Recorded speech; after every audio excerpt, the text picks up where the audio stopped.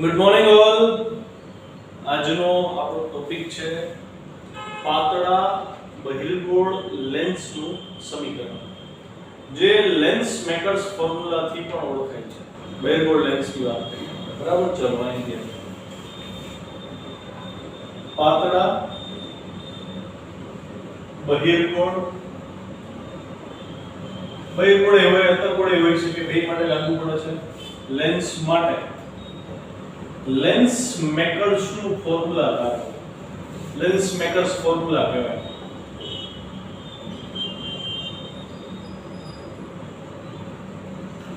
તથા તેમાં પ્રતિબિંબ કઈ રીતે રચાય છે તે જણાવો.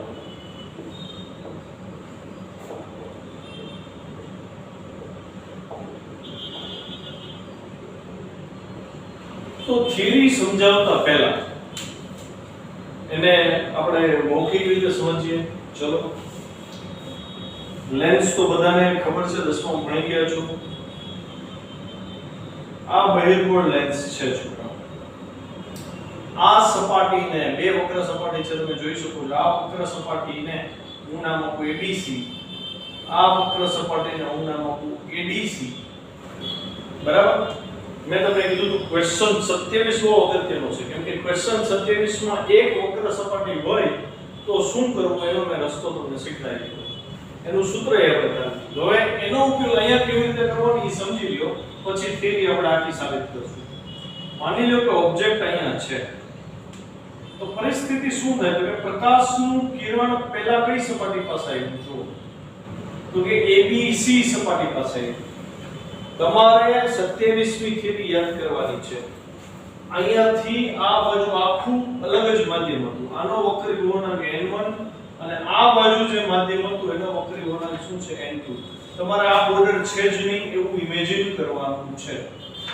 તો આપણે ખબર છે કે ભાઈ વક્રતા આ હતી છોકરા, તો એનું વક્રતા કેન્દ્ર અહીંયા ક્યાંક આપણને C1 મળતું હતું. યાદ આવ્યું? આ C1 હતું. અહીંથી આને આપણે વક્રતા ત્રિજ્યા કહી દીધી હતી. અહીંયા હું નામ આપું છું R1. તો સપાટીને દોરેલો લંબ છે E C1 માંથી પસાર થાય. વક્ર સપાટી ABC ની વાત કરી છે આપણે, આમાંથી પસાર થયું. આ થયો આપણો આપાત કોણ. હવે તમે જોવો છો કે આ ઘટ માધ્યમ છે. અહીંયા હવા છે, પાતળું છે, આ કાચ છે, ઘટ માધ્યમ છે. પાતળામાંથી ઘટમાં જાય એટલે લંબની નજીક પ્રકાશનું કિરણ આમ ગતિ કરતું હતું. અહીંયા ક્યાંક આપણે ઇમેજ મળી આ. તો મને જણાવો આ ઇમેજ મને ક્યાં મળી કહેવાય? હવામાં કે n2 વક્રી ગુણાંકવાળા માધ્યમમાં? તો 27મી થિયરી જે આપણે ભણ્યા એમાં આપણે જોયું હતું કે આ બાજુ n1 હતું, આ બાજુ n2 હતું. તો આ જે પ્રતિબિંબ છે એ ખરેખર n2 માધ્યમમાં મળેલું પ્રતિબિંબ થયું. અહીંયા ન મળે, n1 માં નો હવામાં નથી મળતું. તો આ જે મળ્યું આપણને એ મને પહેલી સપાટી વાળું વક્રીભવન મળ્યું. ઓકે, તો આના માટે હું વક્ર સપાટીનું જે સમીકરણ આપણે તારવતા શીખ્યા એ લખીને માઈનસ અહીંથી સ્ટાર્ટ થયું, વસ્તુ અહીંયા છે -n1 છેદમાં u પ્લસ n2 છેદમાં v અને ઇક્વલ ટુ મેં કીધું હતું n2 n1 છેદમાં r. આ સમીકરણ બને. આ સપાટી કઈ લીધી આપણે? તો કે સપાટી ABC ની વાત કરી. પણ આપણે હવે એમ કહીએ કે ભાઈ સપાટી ADC હવે હાજર થઈ તો શું થાય એ સમજવાનું છે. બહુ ઇમ્પોર્ટન્ટ મુદ્દો છે આ. સપાટી ADC માટે શું થાય? તો સપાટી ADC છોકરાઓ, આ સપાટીનું વક્રતા કેન્દ્ર કંઈક આ બાજુ આવે. તો હું અહીંયા દર્શાવીશ C2 કહી દઉં. આને C1 શું કામ કીધું ખબર પડી ને? આ વક્રતા સપાટીની વક્રતા કેન્દ્ર C2 અહીં લીધું. અહીંથી અગર હું લંબ દોરું આ, તો આ જે મને મેળવી થયું વક્રતા ત્રિજ્યા R2. આટલું ક્લિયર થયું? હવે તમે મને કહો પ્રતિબિંબ જે છે આ સપાટીને લીધે પ્રતિબિંબ હવે અહીંયા જે I પાસે રચાતું ત્યાં નહીં રચાય. શું કામ? તો કે આ થઈ ગયું છોકરાઓ આપાત બિંદુ, સમજજો આ છે આપાત બિંદુ. હવે આ સપાટી ભૂલી જાઓ, હવે આ સપાટી ધ્યાનમાં રાખો.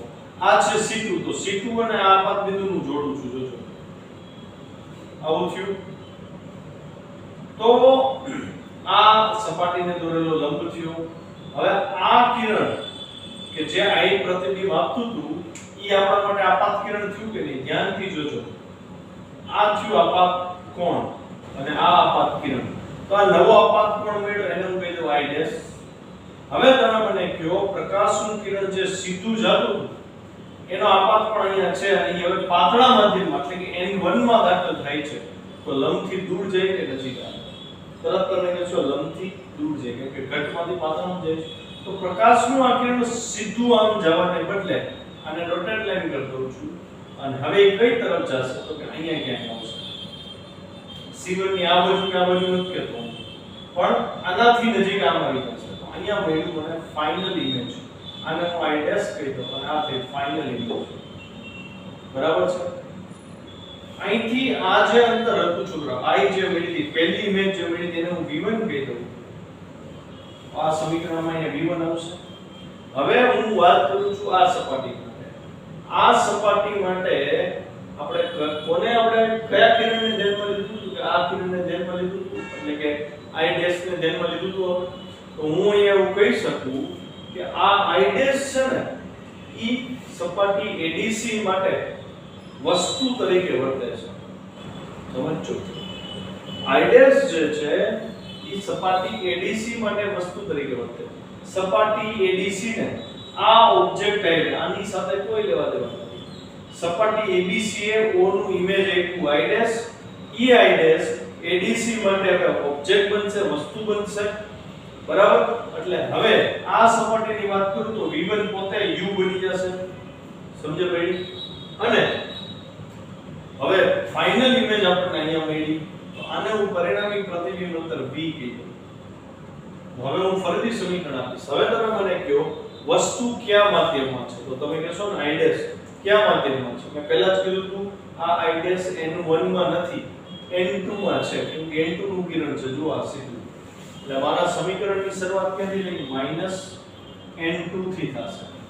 પછી ઈ જ વસ્તુ તરીકે વર્તે છે તો એનું અંતર V1 ડેશ હતું એટલે હું અહીંયા લખીશ છેદમાં V1 પછી પ્લસ પ્રતિબિંબ ક્યાં મળ્યું હતું કે હવામાં N1 અને છેદમાં એનું પ્રતિબિંબ અંતર V અને જેમ મેં સમજાવ્યું તો એમ જ્યાંથી સ્ટાર્ટ થાય એનું પૂરું થાય એટલે અહીંયા આવશે N1 N2 ના છેદમાં R2.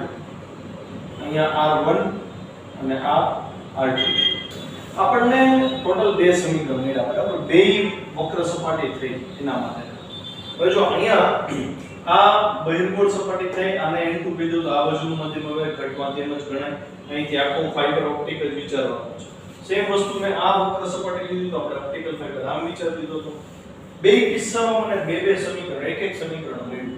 હવે વાત આવે છે લેન્સની. મતલબ અહીંયા ઓપ્ટિકલ ફાઇબર નથી, અહીંયા નથી, ખાલી આટલો જ ભાગ છે. તો મારે આ બેનો સીધો સરવાળો કરવાનો છે.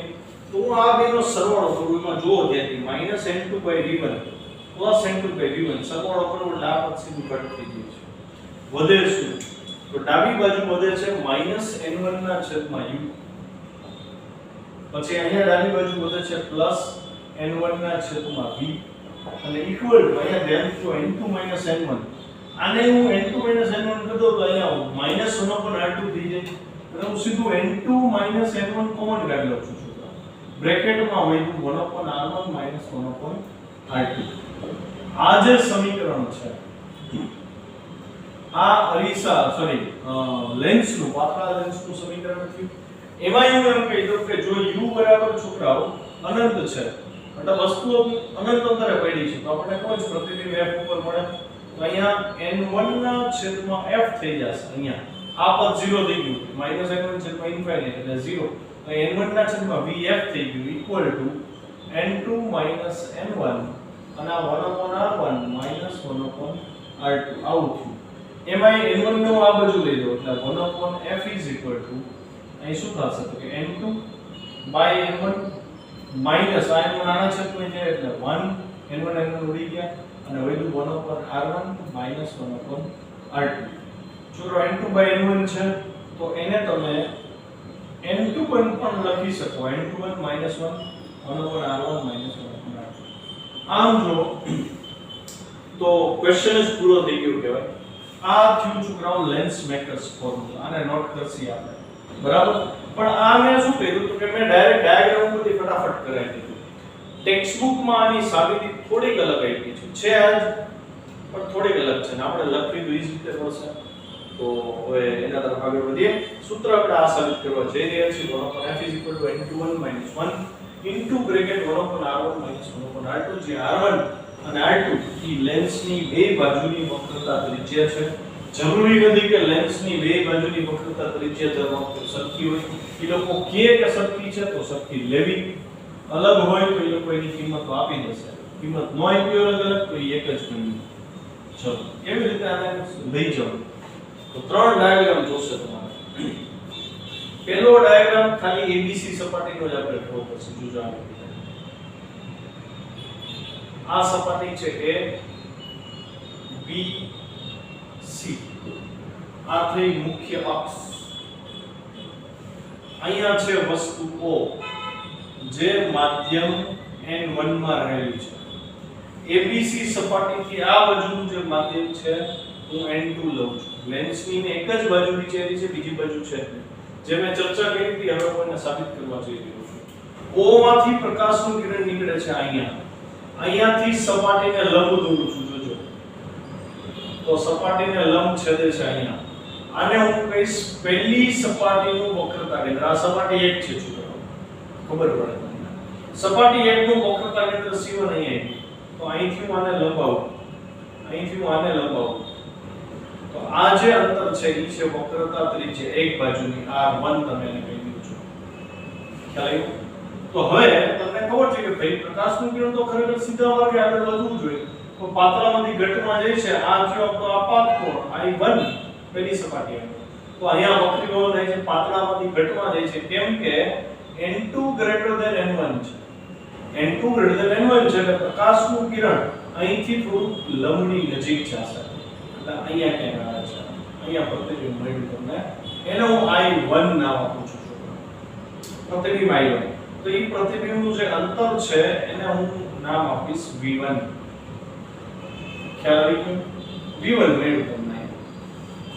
એટલે વર્ણનમાં હું બહુ ડિટેલમાં નથી જતો લખવામાં, તમે PDF માંથી વાંચો, પણ એટલું લખીએ કે સપાટી ABC પાસે વક્રીભવન થઈ માધ્યમ n2 માં પ્રતિબિંબ I1 મળે છે. બરાબર છે? અચ્છા, હવે મહત્વની વસ્તુ જોજો. હું અહીંયા લખીશ માટે બે માધ્યમને અલગ પાડતી વક્ર સપાટી માટે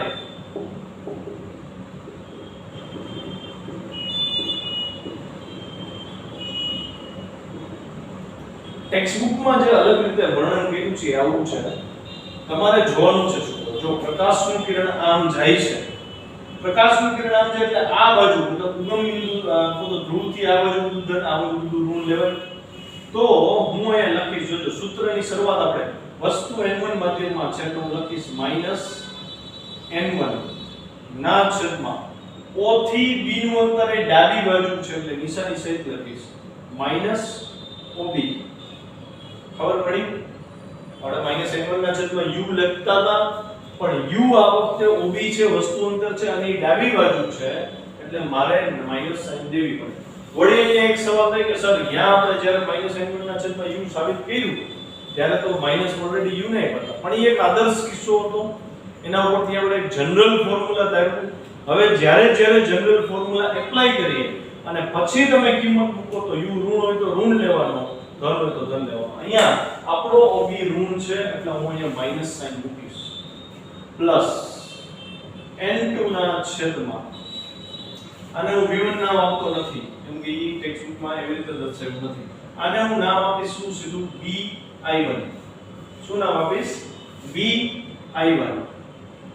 અને ઈ ઉગમ બિંદુની જમણી બાજુ છે, ધન થાય ઇક્વલ ટુ પછી આપણે એ કરતા હતા n2 n1 ના છેદમાં શું આવશે? એટલે તમે લખશો ને r1. અચ્છા જો આ સપાટી બહિર્ગોળ સપાટી હોય ને એમ વર્તે છે, અને બહિર્ગોળ સપાટી હોય ત્યારે વક્રતા તરીકે હંમેશા આપણે ધન લઈશું, એટલે આ ધન આવ્યું. પછી જમણી બાજુ હોય કે ડાબી બાજુ હોય, બહિર્ગોળ રેખા માટે વક્રતા સપાટી ધન થાય. હવે હું અહીં લખું છું જો, અને આપણે સમીકરણ નંબર આપી દઈએ છીએ. આ એક સપાટીનું કાર્ય પૂરું થઈ ગયું. સમીકરણ. હવે હું બીજી સપાટીની વાત કરું છું. આ સપાટીની છે. સપાટીનું નામ આપું છું A, B અને આ C. આ એની ફરીથી મુખ્ય અક્ષ ડ્રો કરી લીધી. વસ્તુ I1 અહીંયા છે જો. મેં કીધું હતું ને કે જે ફર્સ્ટ સપાટીને લીધે પ્રતિબિંબ મળ્યું, ઈ પ્રતિબિંબ આ સપાટી માટે વસ્તુ બનશે. તમે જોતા હતા કે પ્રકાશનું કિરણ તો આ રીતે આવતું હતું, આમ. બરાબર છે? તો હવે વસ્તુ આ છે, એટલે હું અહીં ડોટેડ લાઈન લઈ લઈશ. પ્રકાશનું કિરણ આમ ન જતું, ખરેખર તો અહીંથી જ આવતું હતું. પણ આપણે ટેકનિકલી જોઈ લીધું કે ફાઇનલી પ્રતિબિંબ તમને અહીંયા ક્યાંક મળતું હતું, એટલે હું ડાયરેક્ટ દોર નાખું છું છોકરા. અહીંથી વક્રી ગોળ થઈ. ઓકે? તો આ ફાઇનલ ઇમેજ થઈ I. આ વક્ર સપાટી છે, તો એનું વક્રતા કેન્દ્ર અહીંયા ક્યાંક આવે C2, અને ઈ બેને જોડી દો આપાત બિંદુને C2, એટલે વક્ર સપાટીને લંબ પડી જાય. બરાબર છે છોકરા? અચ્છા, તો તમારા માટે અહીંયા જે ખૂણો બને છે, આ સપાટી દોરેલો લંબ છે તમારો, તો આ તમારા માટે આપાત ખૂણો થઈ ગયો I, એટલે આને હું આપાત ખૂણો કહી શકું. અને પછી આ આપાત ખૂણો હતો તો આ વક્રીભૂત ખૂણો થઈ ગયો છોકરા. ખ્યાલ આવી ગયો? આમ જો તો આ વક્રીભૂત ખૂણો થાય ને, આને આ મોટો થઈ ગયો, લંબથી દૂર ગયો. સમજો પડે છે હવે? અચ્છા, આ અંતર di છે, અને અહીંયા ઓબ્જેક્ટ ક્યાં છે? તો ઓબ્જેક્ટ અહીંયા છે, તો ઓબ્જેક્ટનું અંતર di1 થયું, બે જમણી બાજુ છે. તો હું અહીં લખીશ સપાટી ADC માટે. સમજો, સપાટી ADC માટે અહીં શું આવશે? તો હું અહીં લખીશ સપાટી ADC માટે. વસ્તુ ક્યાં છે? I1 ક્યાં હતું? તો તમે જોયું આ n2 માં મળ્યું તો આપણને, એટલે શરૂઆત n2 થી થશે. હું અહીં લખીશ -n2 છેદમાં આ અંતર છે di1, જમણી બાજુ છે એટલે ધન લખીશ અહીં di1 પ્લસ n1 ના છેદમાં di આવશે, અહીંથી આ પ્રતિબિંબ અહીંયા મળ્યું એટલે di ઇક્વલ ટુ અહીંયા શું આવશે? તો અહીંયા n1 n2 આવશે, અને એના છેદમાં શું આવશે? તો કે અહીંથી આ ત્રિજ્યા આવશે ને, આ સપાટી વક્રી ભવન થયું ને, આ r2 થયું. અચ્છા, બીજી વસ્તુ, આ બહિર્ગોળ સપાટી હતી, કેમ કે હવે અહીંયા જે ઇમેજ મળી હતી તમને n1 માં મળી હતી, અને વસ્તુ ક્યાં હતું? તો કે n2 માં હતું. એટલે અહીંયા જે વ્યક્તિ હોય નિર્દેશ પ્રેમ અહીંયા આપણે ઇમેજિન કરીએ તો એને આ બાજુની સપાટી n2 વાળી લાગતી હોય ને, એટલે આ ત્રિજ્યા r2 પણ તમારી ધન લેવાશે, એટલે હોય ને is r2. ટેક્સ્ટબુકમાં જોશો તો r1 ની બદલે અહીંયા bc1 લખ્યું છે, અને અહીંયા જુઓ તો શું આવે? bc2 લખ્યું છે. એનાથી આપણને કઈ ફરક પડતો નથી. બરાબર છે? તો આ મને મળી ગયું સમીકરણ નંબર 2. ત્રીજી જે ડાયાગ્રામ છે ઈ આ બેનું કોમ્બિનેશન હતું, અને ઈ મેં પહેલા જ કરાવી દીધું, એના ઉપરથી ડાયરેક્ટ મેં સાબિતી કરી દીધું. તો ત્રીજી ડાયાગ્રામ તમારે ટેક્સ્ટબુકમાંથી જોઈને તો એટલે કે આ બે સપાટી ભેગી કરી દેવાની છે, અને વસ્તુઓ I1 અને I ત્રણે એકવાર દેખાડી દેવાના છે. તો આ કિસ્સામાં શું પરિસ્થિતિ બને? તો કે તમારે સમીકરણ 1 અને 2 નો સરવાળો કરવો પડે. હું અહીં લખું છું સમીકરણ 1 + 2 કરતા, જોજો ધ્યાનથી. અચ્છા, સમીકરણ 1 અને 2 નો સરવાળો કરો ને છોકરા, ઈ પહેલા એક નોંધ કરવી પડે કે લેન્સ છે એ પાતળો હતો. બરાબર? તો આ ABC સપાટી અને ADC સપાટી, ABC અને ADC, આ અંતર બહુ નેગ્લિજિબલ હશે. તો હું di1 કહું, b થી i1 કહું કે b થી i1 કહું, બે ઓલમોસ્ટ સેમ હશે. મતલબ bi1 અને di1 બે ઓલમોસ્ટ સેમ છે. પાતળો લેન્સ છે. બરાબર. હું અહીં લખીશ પાતળા લેન્સ માટે bi1 બરાબર di1. આવું તમે કરી નાખો. હવે તમે 1 અને 2 નો સરવાળો કરો. જો 1 અને 2 નો સરવાળો કરો તો di1 ને di1 સરખા થઈ ગયા. આ પ્લસ છે, આ માઈનસ છે, તો આ બે કટ થઈ જશે. વધે શું? તો કે આ માઈનસ માઈનસ પ્લસ n1 ના છેદમાં OB. ઓકે, n1 ના છેદમાં OB. પછી વધે n1 ના છેદમાં di, n1 ના છેદમાં di ઇક્વલ ટુ અહીંયા શું હોય તો કે અહીંયા n2 n1 dc1 છે, અહીંયા n1 n2 છેદમાં dc2 છે. તો બેમાંથી n2 n1 કોમન કાઢવું અને r1 કહી દો અને r2 કહી દો છોકરા. તો અહીંયા આવશે n2 n1 અને અહીંયા 1/r1 1/r2. ક્લિયર છે? અચ્છા, હવે વસ્તુ અંતર OB હતું. હું OB બરાબર ઇન્ફાઇનાઇટ લઈ. ટેક્સ્ટબુકમાં આવી રીતે યુ નથી લીધો, ડાયરેક્ટ લઈ લીધું છે. વસ્તુ અંતર OB બરાબર ઇન્ફાઇનાઇટ હોય તો પ્રતિબિંબ અંતર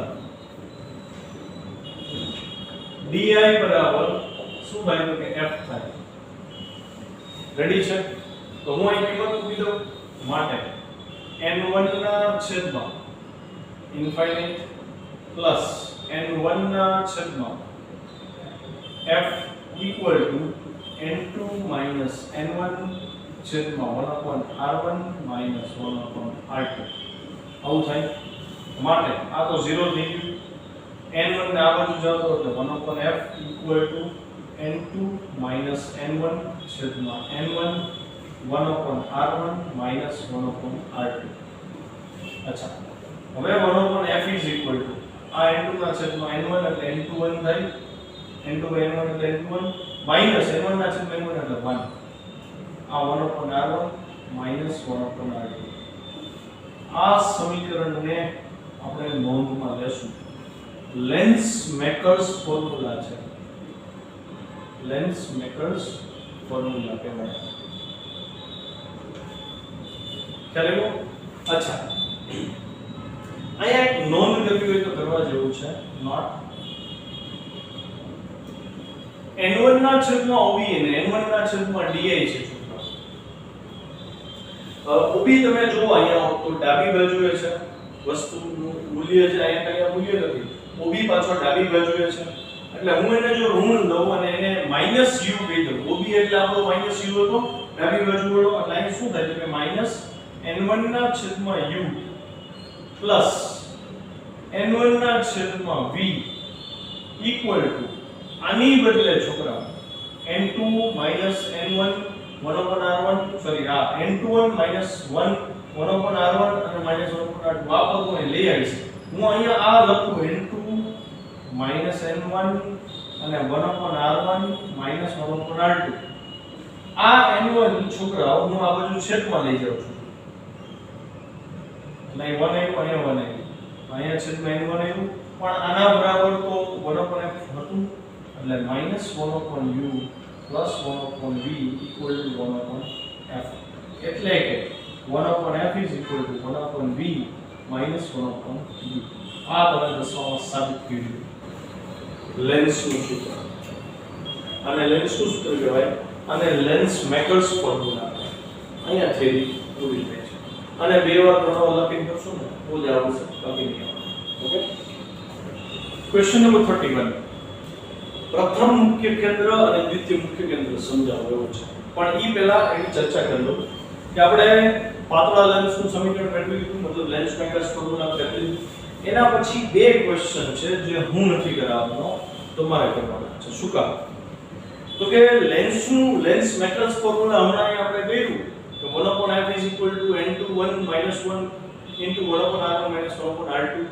પછી મેં તરત તમને એમાં કિંમત લઈને OB ની વેલ્યુ -u મૂકી, OI ની વેલ્યુ જે હતી આપણે DI ની વેલ્યુ એને v લીધી અને સમીકરણ મેળવ્યું આપણે 1/f 1/d -1/u. આ જ સમીકરણ નેક્સ્ટ ક્વેશ્ચનમાં તારવવાનું કીધું છે. 2 માર્કનો ક્વેશ્ચન છે, મતલબ આ જ થિયરીનો ઉપયોગ કરવાનો છે, પણ 2 માર્ક જેટલું જ લખવાનું. સીધી બે વક્રી ભવનકારક સપાટી પાસેના જે બે સમીકરણ છે એનો સરવાળો કરી u ની વેલ્યુ ઇન્ફાઇનાઇટ નથી લેવાની, એમને એમ લેવાનું છે. અને જે સમીકરણ મળે n2 1 1/r1 1/r2 એની બદલે સીધું તમારે 1/r એટલે કે લેન્સ મેટ્રિક્સ ફોર્મ્યુલા મૂકી દેવાનો છે. 2 માર્કનો ક્વેશ્ચન છે.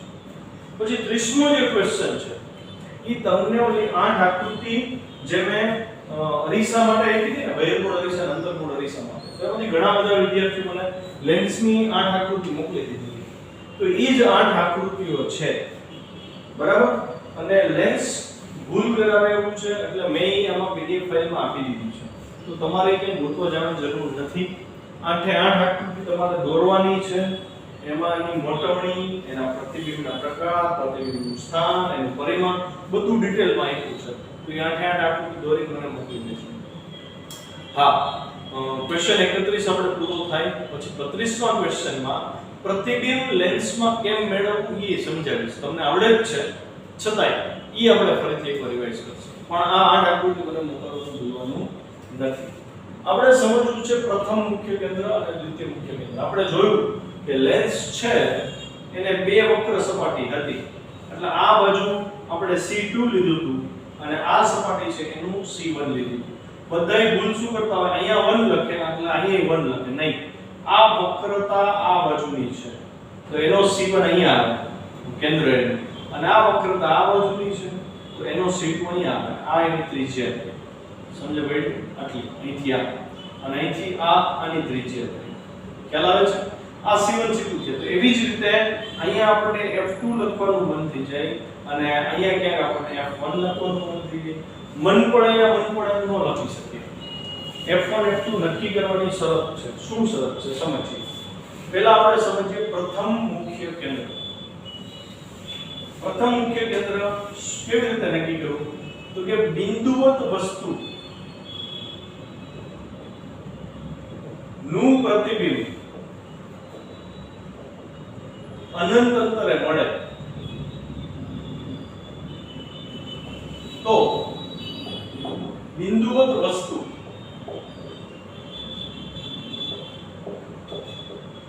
જે સ્થાન પર છે તેને પ્રથમ મુખ્ય કેન્દ્ર કહેવાય.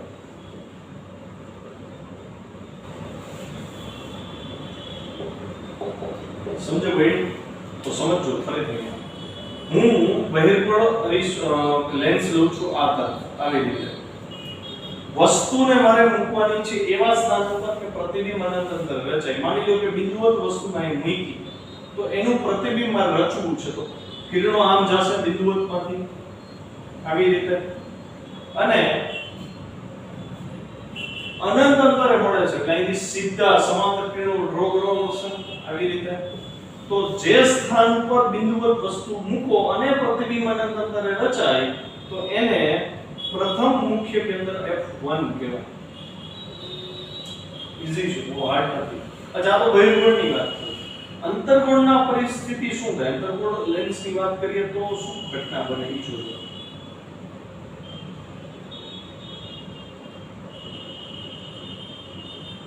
તો અંતર્ગોળમાં હું આને એક્સિસ કહી દઉં. જોજો ત્યાં પ્રતિબિંબ ક્યાં મળે છે? અનંત અંતરે. એટલે હું પહેલા પ્રતિબિંબ દોર લઈશ. આમાં એવું જ કરવું પડશે. આ પ્રતિબિંબ અનંત અંતરે મળ્યું. તો હવે તમારે મને એ કહેવાનું છે વસ્તુ ક્યાં હશે? બિંદુવત વસ્તુ પ્રતિબિંબ અહીં મળે છે. અચ્છા, જો આને છે ને છોકરાઓ કન્વર્જિંગ લેન્સ કહેવાય. કન્વર્જિંગ નો મતલબ શું? તો કે આનું કામ છે કિરણોને ભેગા કરવા. વક્રીભવન કરીને કિરણો ભેગા કરે. તમે જો કિરણો જાતા હતા આમ ખરેખર, એની બદલે એને આટલા ભેગા કરી દીધા. આ અંતર્ગોળ લેન્સ છે, એને ડાયવર્જિંગ લેન્સ કહેવાય. ડાયવર્જિંગ લેન્સ એટલે તો કે કિરણોને છૂટા કરે, અપકેન્દ્રિત વિકેન્દ્રિત કરે. તો આ કિરણો આમ જાય છે છોકરાઓ, મતલબ એને છૂટા કર્યા હશે. તો એનો મતલબ એવો હશે કે જે કિરણો આવતા હશે એ ભેગા થતા હશે, આને ડાયવર્જન્ટ કરીને કોઈનું છૂટા પાડી દીધા. તો જે કિરણો આવે છે છોકરાઓ ઈ આવી રીતે આવે છે. જોજો ત્યાં આમ આવી રીતે આવતા હતા કિરણો, એનું ડાયવર્જન એટલે કે આ ભેગા થતા હતા ને એને બદલે છૂટા કરી દીધા અને અનંત અંતરે પ્રતિબિંબ થયું. તો હવે અહીંથી કિરણો કામ વયા ગયા તો વસ્તુ ક્યાં છે ખબર ન પડે એટલે માટે લંબાવું. તમારે ફૂટપટ્ટી લેવી અને ફૂટપટ્ટીથી આ સીધી લાઈન આવી જોઈએ આમ આવી રીતે. ખ્યાલ આવ્યો? તો પ્રતિબિંબ અહીંથી વક્રીભવન પામીને આમ જાય છે, પણ હું એવું કહી શકું કે આભાસી વસ્તુ અહીંયા હશે કેમ કે આ પ્રતિબિંબ આ કિરણો અહીંયા છેદતા હોય એવું લાગે ને એટલે આ આભાસી વસ્તુ થઈ એનું પ્રતિબિંબ અનંત અંતરે મળ્યું. તો અહીંયા બિંદુવત વસ્તુ રહી એનું પ્રતિબિંબ અનંત અંતરે મળ્યું. તો આ અંતર્ગોળ લેન્સનું પ્રથમ મુખ્ય કેન્દ્ર કહેવાય. તમે જોઈ શકો છો બહિર્ગોળ લેન્સ અને અંતર્ગોળ લેન્સ બેના પ્રથમ મુખ્ય કેન્દ્રના સ્થાન અલગ અલગ. અચ્છા, આ તો પ્રથમ મુખ્ય કેન્દ્ર નક્કી કર્યું કે ભાઈ જે સ્થાને બિંદુવત વસ્તુ પડી હોય અને એનું પ્રતિબિંબ અનંત અંતરે મળે તો એ સ્થાનને એનું પ્રથમ મુખ્ય કેન્દ્ર કહેવાય. હવે વાત આવે છે દ્વિતીય મુખ્ય કેન્દ્ર.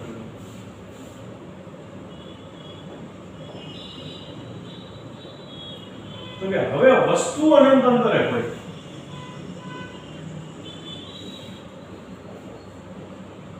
તો પ્રતિબિંબ જે સ્થાને મળે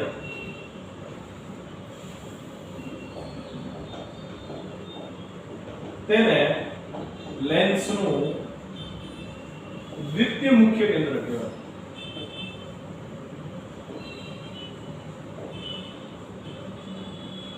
ક્લિયર છે? તો આપણે ફરીથી બહિર્ગોળ લેન્સની વાત કરીએ. બહિર્ગોળ લેન્સ છે, વસ્તુ ક્યાં છે? અનંત અંતરે. અનંત અંતરે છે એટલે પ્રકાશના કિરણો સીધા જશે. આ પહેલું કિરણ, આ બીજું કિરણ. હવે સમાંતર જાય છે તો તમને ખબર છે કે આ કન્વર્જિંગ લેન્સ છે. કન્વર્જિંગ લેન્સ એટલે કિરણોને ભેગા કરે, વાંકા વાળે એવી રીતે. તો અહીંયા કિરણો ક્યાંક ભેગા થયા આવી રીતે અહીંયા. તો જો વસ્તુ અનંત અંતરે છે, પ્રતિબિંબ જ્યાં મળે, બિંદુવત પ્રતિબિંબ જ્યાં મળે એ દ્વિતીય મુખ્ય કેન્દ્ર. તો બહિર્ગોળ લેન્સ માટે પ્રથમ મુખ્ય કેન્દ્ર ડાબી બાજુ, દ્વિતીય મુખ્ય કેન્દ્ર જમણી બાજુ. હવે અંતર્ગોળ લેન્સની વાત કરીએ. તો વસ્તુ છોકરા અનંત અંતરે છે. જોજો આ મુખ્ય અક્ષ. વસ્તુ અનંત અંતરે છે, પ્રકાશના કિરણો આમ આવે છે. આ ડાયવર્જિંગ લેન્સ છે, કિરણોને છૂટા પાડે છે. તો એનું કિરણ આ તરફ ભાગશે, આનું કિરણ આ તરફ ભાગશે. હવે તમારે આને લંબાવી દેવાનું છે. આ કિરણ ફૂટપટ્ટીથી દૂર ચાલે કોઈ ટર્ન વાંકું હોવું છે. તો અહીંયા તમને પ્રતિબિંબ મળ્યું, બિંદુવત પ્રતિબિંબ. અનંત અંતર વસ્તુથી બિંદુવત પ્રતિબિંબ આવ્યું તો આને કહેવાય દ્વિતીય મુખ્ય કેન્દ્ર, અંતર્ગોળ લેન્સ. અચ્છા, આના પછીનો જે ક્વેશ્ચન છે ઈ છે કે ભાઈ લેન્સના કિસ્સામાં પ્રતિબિંબ કઈ રીતે મેળવવું. અરીસામાં મેં તમને 4 કિરણો ભણાવ્યા હતા, યાદ છે? એક મુખ્ય અક્ષને સમાંતર હોય તો f માંથી પસાર થાય, એક f માંથી પસાર થાય તો મુખ્ય અક્ષને સમાંતર પરાવર્તન પામતું. પછી એક ધ્રુવ ઉપર પરાવર્તનના નિયમનું પાલન કરે, આપોઆપ પણ પરાવર્તન પણ સરખા હોય એવી રીતે થતું હતું. અને પછી હતું એક c માંથી પસાર થતું કિરણ, પરાવર્તન પામીને પાછું c માંથી પસાર થતું. આ 4 કિરણોમાંથી કોઈ પણ 2 કિરણો દોરો એટલે તમને પ્રતિબિંબ મળી જાય અરીસાના કિસ્સામાં. લેન્સના કિસ્સામાં શું? તો જો હું સમજાવું. આ લેન્સ છે. લેન્સના કિસ્સામાં તમારે 4 કિરણોની 3 કિરણો શીખવાના છે. આ મુખ્ય અક્ષ છે. આ નેક્સ્ટ ક્વેશ્ચન છે છોકરાઓ. અને હવે એમાં એટલું ડિટેલમાં જવાની જરૂર નથી. ક્વેશ્ચન તમારે પીડીએફ માંથી તૈયાર કરી લેવો. હું તો મુખ્ય 3 કિરણ એક્સપ્લેન કરી દઉં છું, બરાબર? તો હું એક કિરણ લઉં છું સમાંતર. જોજો, સમાંતર કિરણ લઉં એટલે ઈ મુખ્ય કેન્દ્રમાંથી જ પસાર થાય. બહિર્ગોળ લેન્સ હોય તો એનું પ્રથમ મુખ્ય કેન્દ્ર અહીંયા આવે, અંતર્ગોળ લેન્સ હોય તો એનું પ્રથમ મુખ્ય કેન્દ્ર અહીંયા આવે. મતલબ લેન્સ હોય, બહિર્ગોળ હોય કે અંતર્ગોળ હોય, પ્રતિબિંબ જોતું હોય એટલે તમે એક કિરણ એવું લેશો જે સમાંતર આવે છે અને f માટે પસાર થાય, બરાબર? અને બીજું જે છે કિરણ, એક કિરણ કેવું તો કે સમાંતર આપાત થાય અને વક્રીભવન બાદ f માંથી પસાર થાય. ક્લિયર? બીજું કિરણ શું થશે તો કે f માંથી પસાર થાય અથવા પસાર થતું એવું ભાસ થાય. કેમ કે અંતર્ગોળ લેન્સમાં તમે જોયું હતું કે મુખ્ય કેન્દ્રમાંથી પાસ થતું અને ભાષય થતો, આભાસય થતો. અંતર્ગોળમાં આભાસ થાય, બહિર્ગોળમાં રિયલમાં પસાર થતું. તો f માંથી પસાર થતું હોય અથવા એવો ભાસ થતો હોય ત્યારે વક્રીભવન બાદ તે કિરણ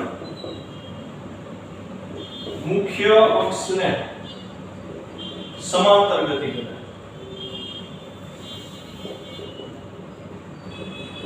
મતલબ જો બહિર્ગોળ લેન્સ હોય છોકરાઓ તો શું થશે કે આ f છે, આમાંથી પ્રકાશનું કિરણ પાસ થયું તો અહીંથી સમાંતર જ જશે. આ બહિર્ગોળ લેન્સની વાત છે. અંતર્ગોળ અરીસો હોય તો આવું થશે. આ સપાટી દોરેલો અક્ષ છે, આ મુખ્ય કેન્દ્ર f છે છોકરાઓ. માની લો કે પ્રકાશનું કિરણ આમાંથી પાસ થાય એવો ભાસ થાય છે. આ ભાસ થયો, ખરેખર આમાંથી પાસ ન થયો. જો એવો ભાસ થાય કે મુખ્ય કેન્દ્રમાંથી પસાર થાય તો આ વક્રીભવનમાં સમાંતર જશે. ખબર પડી? અહીંયા એક બીજી આકૃતિ આપણે દોરી છે. અને ત્રીજું કિરણ, છેલ્લું કિરણ 3. તો કે લેન્સના કેન્દ્ર એટલે કે મધ્ય કેન્દ્ર, જેને ટેકનિકલ લેંગ્વેજમાં ઓપ્ટિકલ સેન્ટર કહેવાય, માંથી પસાર થતું કિરણ